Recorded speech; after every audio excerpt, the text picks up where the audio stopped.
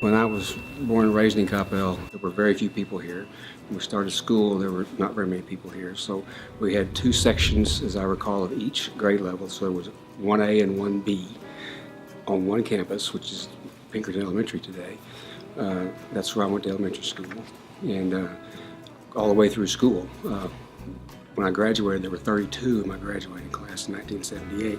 So clearly it was a smaller community. It was a very agrarian type community with cornfields and cotton fields and pig farms and dairies all over town. And not until the late 70s did real growth begin to happen in Coppell.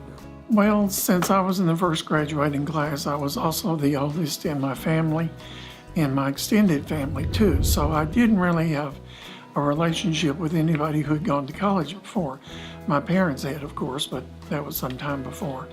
So when I graduated, I thought I was going to be a scientist like my father, and quickly decided I was going to be an attorney. Eventually went to law school. Decided not to do that because it was getting in the way of drama. And so my experience at Coppell actually led me to drama, because from the time I graduated, actually from my senior year, I was involved in drama.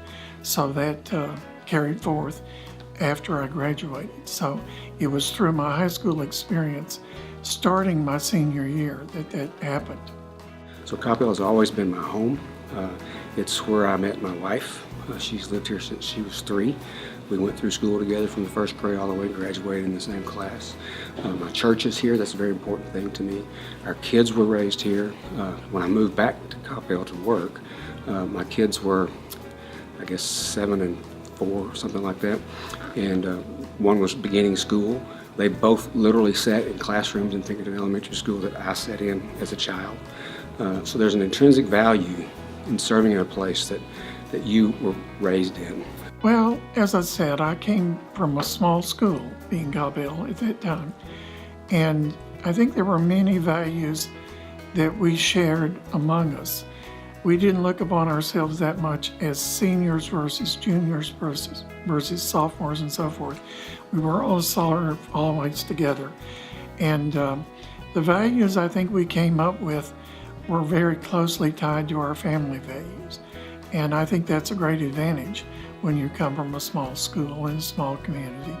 There are certainly advantages of being in a large community, but a small community, I think, has those advantages. So I think my experience in the Coppell system led me to a lot of decisions about how I would conduct the rest of my life. If I have an ability and I choose not to use it for somebody else's good, then I don't believe I'm going to maintain that ability for very long, because it will be in vain. So I hope that we're raising the next generation of kids, of students, to know that there's something more important than the dollar. That may not play well here in Coppell because the dollar is important here. It's important in my life. But the days that I find the most satisfaction are not the days that I'm wondering about my bank account. It's the days when I'm working with other people doing important things and I see the fruit of that labor. One life lesson is that you have to learn to deal with people who may not be as good or qualified as you'd like them to be. And sometimes they're your superiors. And so learning how to deal with people on that basis is very important. I learned that in high school. It's never about me. It's never about you, the individual. It's about the bigger picture.